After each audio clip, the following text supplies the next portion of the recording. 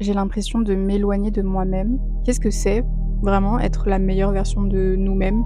Évoluer et guérir, ça passe par ces moments de vide. La vie, c'est ça, en fait, c'est déconstruire, reconstruire. Il est disponible dans plein de librairies. On a tendance à trop chercher loin. Elle a toujours été en nous, cette réponse.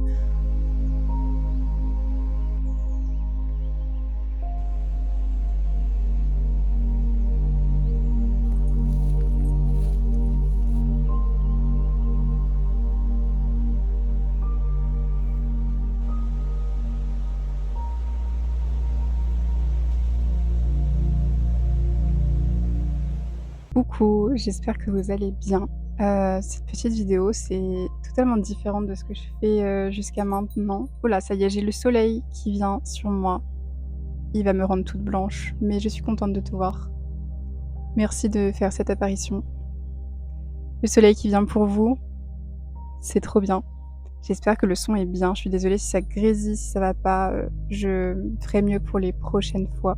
Je voulais un peu me poser et vous parler de ce que je ressens en ce moment. Ces derniers temps, j'ai l'impression de m'éloigner de moi-même, de voir flou, d'être, vide à l'intérieur. Je me sens épuisée émotionnellement. Mes batteries, elles sont vraiment, vides. Vous voyez cette sensation où genre vous avez côtoyé tellement de monde, genre vous êtes juste vide émotionnellement et en fait ces derniers temps, ces dernières semaines, ces derniers mois peut-être même, j'ai l'impression de ressentir beaucoup de choses négatives. Je ressens de la rancœur, de la colère, de la tristesse. Je suis fatiguée en fait, je suis juste fatiguée et en même temps c'est OK de se sentir comme ça mais j'aime pas. Je peux pas continuer de me perdre comme ça. Je pense que c'est OK d'avoir des moments comme ça et c'est important de se laisser tranquille, de savoir lâcher prise, d'accepter ses émotions. Mais j'ai tendance à les ignorer, en fait, et à faire comme si tout allait bien et du coup, à pas, vraiment me confronter à ce que je ressens pour aller mieux et guérir, en fait. Ouais, j'ai tendance à juste rester dans cette situation et genre rien faire pour en sortir, vous voyez? Du coup, aujourd'hui, j'ai décidé de m'y remettre petit à petit à mon rythme. Du coup, là, je suis venue au parc pour me poser et me reconnecter un petit peu, à la nature et à moi-même. Je me dis: «C'est bientôt la rentrée». Là, ça y est, on va être en septembre, donc c'est l'occasion idéale, je pense, pour se remettre un peu dans un bon rythme, reprendre de bonnes habitudes, se remettre au travail tout doucement. Ouais, reprendre de bonnes habitudes et se remettre dans un rythme qui nous correspond. Parce que l'idée, c'est pas non plus de se mettre la pression avec la rentrée, de se dire, «Faut que j'aille vite, faut que je sois productive». Juste, faut y aller à son rythme et on a tous un rythme différent et il faut le respecter aussi et s'écouter. OK, je pense qu'on est mieux là. J'essaie d'y voir un peu plus clair dans ma tête, dans ma vie. C'est pas facile. J'aime pas vraiment qui je suis, j'ai l'impression de pas être quelqu'un de bien à cause de toutes les émotions négatives que je ressens en ce moment. J'arrête pas de me dire que je suis pas la meilleure version de moi et ça, on l'entend beaucoup dans le développement personnel et tout, être la meilleure version de soi-même. Qu'est-ce que c'est, vraiment, être la meilleure version de nous-mêmes? Sachant qu'on évolue constamment, qu'on est tout le temps en train d'évoluer dans notre vie. Donc est-ce que ça voudrait dire qu'on n'est jamais vraiment la meilleure version de nous-mêmes parce qu'on évolue sans cesse? Et quand on pense être la meilleure version de nous-mêmes, on va rechanger. On évolue sans cesse dans la vie. Évoluer, ça veut dire aussi passer par ces moments où on se perd un peu. On a l'impression de se perdre, on a l'impression de plus savoir qui on est. Évoluer et guérir, ça passe par ces moments de vide. Mais je pense qu'on se perd jamais réellement, mais en fait, on évolue et il y a toujours des périodes dans la vie où on déconstruit ce qu'on était pour reconstruire une nouvelle version de nous. La vie, c'est ça en fait, c'est déconstruire, reconstruire. Mais ouais, évoluer, ça veut dire passer par ces moments de flou. Ces moments de flou, on a l'impression de se perdre. Et je pense qu'au final, je me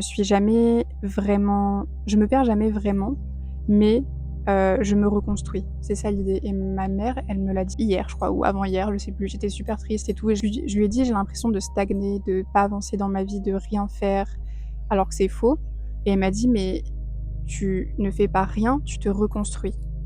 Tu te reconstruis, tu reconstruis tout ce qui s'est passé dans ta vie ces dernières années, tout ce que tu as vécu. Maintenant, tu es dans cette période où tu dois te reconstruire». Moi, je me disais: «Mais oui, mais j'en ai marre, en fait, j'ai l'impression d'être tout le temps, constamment en train de me reconstruire dans ma vie. Tout le temps, genre. Mais c'est quand est-ce qu'on passe au moment d'après où c'est bon, on est reconstruit, on est bien, mais en fait, je pense que comme dans la vie, il y aura toujours des nouvelles étapes, des nouvelles épreuves, des nouvelles épreuves à traverser, qu'au final, on sera toujours dans ce truc de reconstruction, d'évolution et c'est ça qui nous fait évoluer dans la vie aussi, c'est les épreuves qu'on traverse. Mais parfois c'est fatigant, ça je vous l'accorde, c'est fatigant et ça prend beaucoup d'énergie, mais il faut savoir du coup se protéger et prioriser sa paix et pas s'oublier au milieu des autres ou des épreuves qu'on vit et garder en tête vraiment qui on est au plus profond de nous-mêmes et ouais, mais parfois c'est dur. Mais, le processus de guérison, c'est long. C'est long, c'est difficile et c'est pas une longue route tranquille, sans virage, sans ronces qui nous griffent la peau, sans embûches. Le processus de guérison, ça peut prendre parfois toute une vie, ça prend des années, et comme on vit toujours sur notre route des nouvelles épreuves et ben, on a toujours des nouvelles choses à guérir. Il y a des gens qui arrivent, ils vont grave me regarder et se dire: «Qu'est-ce qu'elle fait celle-là?» Je vais faire comme si je les avais pas vus. Ça me fait penser à ça aussi du coup, c'est que dans la vie, des fois, on s'empêche grave de faire des choses et genre on a grave peur du regard des autres et du jugement, alors qu'en fait, les gens, ils sont tellement occupés à vivre leur vie, mais ils en ont rien à secouer de ce qu'on fait, genre. Enfin, parfois oui, il y en a qui peuvent juger et te critiquer et te regarder bizarrement, mais en vrai, dans 5 minutes, ils l'auront déjà oublié parce qu'ils seront trop occupés dans leur propre truc. Le chemin de guérison, c'est, comme je vous le disais, pas une longue route tranquille, où il se passe jamais rien et où genre tout est facile. Non, c'est difficile, c'est long. Évoluer, guérir, c'est aussi tomber, accepter de tomber, de lâcher prise. C'est déconstruire des schémas, des modes de pensée avec lesquels on a grandi. En ce moment, je me dis, j'essaye de naviguer sur mes émotions, de les écouter, de comprendre aussi ce que je ressens et pourquoi je le ressens. Me dire: «OK, je me sens en colère. Pourquoi? Pourquoi? D'où ça vient? Je me sens triste. Pourquoi? D'où ça vient? Qu'est-ce qui a déclenché ça? J'ai de la rancœur en moi. Pourquoi? Qu'est-ce qui fait que je me sens comme ça?» Quand on commence un travail, d'introspection sur nous-mêmes, c'est là qu'on trouve les réponses. Parfois, ça vient en général très souvent de l'enfance, ça remonte souvent très loin. Donc souvent ça s'explique par l'enfance parce que c'est là qu'on se construit, qu'on intègre beaucoup de choses. On nous apprend des choses, on nous éduque, et du coup, par exemple, le moindre petit truc, ça va s'intégrer vraiment à nous et du coup, on va se dire: «OK, je suis comme ça. OK, c'est comme ça la normalité. C'est comme ça que je dois ressentir. C'est comme ça qu'on me traite». Le moindre truc, on va l'intégrer et on va penser que c'est normal ou on va penser que ça doit être comme ça.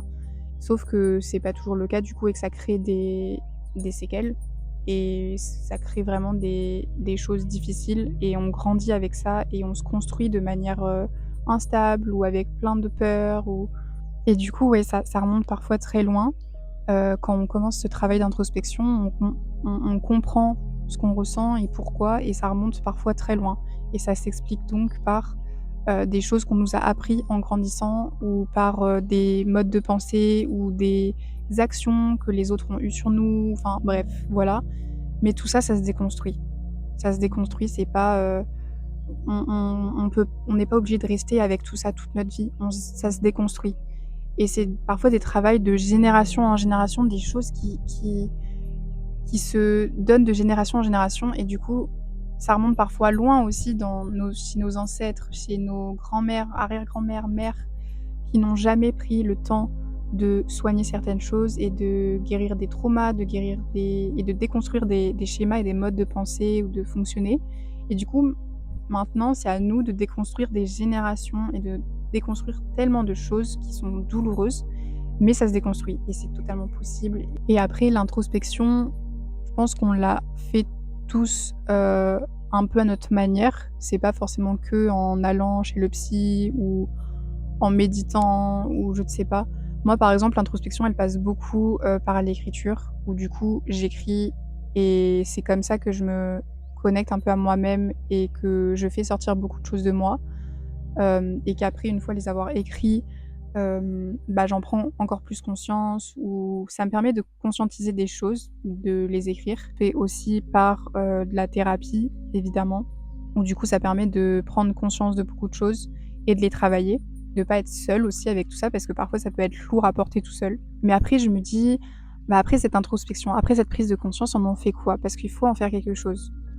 Faut pas juste rester dans ça et avoir conscience de ça et c'est pas comme ça que tout s'en va et c'est pas juste en ayant conscience de la chose qu'elle va disparaître et qu'elle va se reconstruire toute seule ou se déconstruire toute seule et marcher en nature aussi, ça m'aide beaucoup. Je trouve que ça permet de se reconnecter, à soi-même et de se connecter à la nature aussi et aux énergies qui sont autour de nous et dans ces moments de balade, c'est souvent dans ces mom «Oh, il y a un petit écureuil, il y a un écureuil qui s'est mis à courir devant, c'était trop mignon».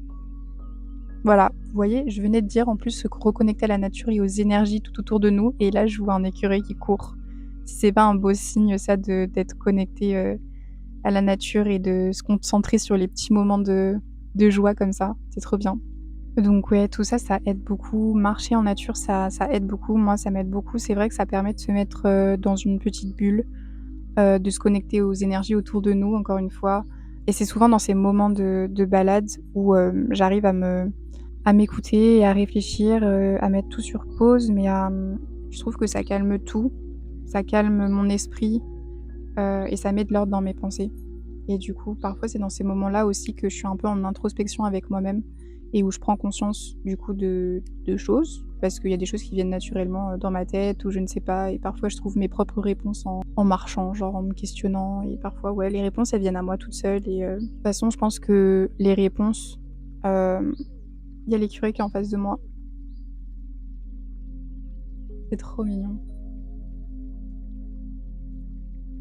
On a tendance à trop chercher loin, parfois, nos réponses et genre à se poser plein de questions et à se demander où est la réponse, qui va me donner la réponse alors que la réponse, elle est en nous. Elle a toujours été en nous, cette réponse. Pour tout, il suffit de s'écouter, d'écouter ses ressentis, d'écouter son corps. Les signaux du corps, ils sont terribles parfois. Mais de juste se poser, fermer les yeux, souffler, réfléchir et la réponse, elle vient à toi. Et parfois, moi, ça c'est en écrivant quelque chose ou en allant marcher toute seule, dans le calme que, je vais y voir plus clair. Ou alors je vais m'asseoir comme ça et je vais me parler à moi-même ou genre, je sais pas et en fait, les réponses, elles vont venir toutes seules, naturellement. Je veux me remettre à aller au parc plus régulièrement parce que je vois bien que ça me fait du bien de faire ça. Je veux créer, je veux écrire, je veux me remettre aussi à une activité physique, prendre soin de mon corps et prendre soin de mon mental et j'ai envie de vous emmener avec moi dans ces moments-là. J'ai envie de me reconnecter à la spiritualité aussi, de vraiment prendre le temps de développer ça et de m'y reconnecter et de vous emmener avec moi, bah, dans tout ça et dans ma petite vie et dans ces en fait, j'ai envie même de vous emmener avec moi dans ces moments de flou et vous montrer que bah, la guérison, c'est aussi ça et que c'est pas tout ce qu'on voit tout le temps sur les réseaux que et de vous montrer qu'il y a énormément de moments, où je doute, où je n'ai pas envie de sortir du lit, pas envie de parler, où j'ai pas envie de voir du monde, où je suis pas inspirée et ça fait partie de la vie. Bon, je suis dégoûtée, c'était sûr que ça finirait par arriver. J'ai une partie de la vidéo heureusement que c'était la fin, heureusement. Qui ne s'est pas enregistré, mon micro n'a plus de batterie donc il s'est éteint, donc je vais juste finir comme ça, donc je suis désolée, le son doit être vraiment pas terrible. Mais dans la fin de la vidéo, je sais plus trop ce que je disais, mais que je vais aller à mon rythme et que c'est important d'aller à son rythme, je pense, et d'accepter ces moments de vide et d'épuisement et que ça fait partie du processus de guérison et du processus de déconstruction et de reconstruction et que c'est OK d'avoir des moments comme ça et d'avoir des moments où t'es pas inspiré, où tu te sens vide, où tu te sens triste. Pendant cette période où genre tu prends conscience de tes émotions et tu de les traverser, de les comprendre et je pense que du coup c'est totalement normal de se laisser du temps aussi et de lâcher prise un petit peu et il y a vraiment l'écureuil qui est là, attendez.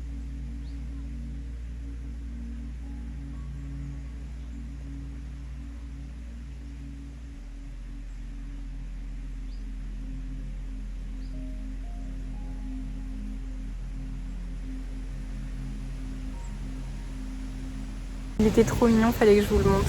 Voilà, je vais vous laisser là parce qu'il y a du vent un petit peu, donc je pense que le son il va vraiment pas être terrible si je continue. Mais vraiment l'idée de cette vidéo c'était de vous dire un peu ce que je ressens en ce moment et de vous dire que si vous ressentez ça c'est ok et que c'est normal d'avoir des moments un peu de vide et de fatigue mentale et que faut accepter ses émotions et tenter de les comprendre. J'espère que ça vous aura fait du bien de m'écouter et que vous aimez ce nouveau petit format en nature comme ça, papotage en nature. Et n'hésitez pas du coup à me laisser en commentaire vos avis sur la vidéo et si vous avez des sujets que vous avez envie que j'aborde comme ça, n'hésitez pas à me les mettre. Prenez soin de vous, c'est trop important comme d'habitude, je le répète, mais prenez soin de vous, protégez-vous, protégez vos énergies, votre cœur, priorisez votre paix, c'est super important aussi. Et voilà, je pense que là je vais aller lire un petit peu. J'ai reçu ce recueil en service presse que j'avais déjà lu il y a plusieurs années quand j'étais en stage, mais que j'avais trop envie d'avoir dans ma bibliothèque et de relire surtout parce que c'est une poésie qui fait beaucoup de bien à l'âme. Et je vais finir cette vidéo là-dessus où je vais juste vous remontrer mon oracle parce que du coup ça y est officiellement. Je ne l'ai pas encore dit sur YouTube du coup parce que j'étais pas revenue depuis, mais il est sorti ce jeudi 28 août. C'est vraiment un truc de fou, il est disponible dans plein de librairies et voilà. Il est à vous maintenant, j'ai trop hâte d'avoir vos retours dessus, de voir vos photos, de vous laisser sur ça.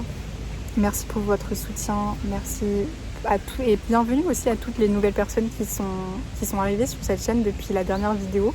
On est plus de 1500, c'est un truc de fou.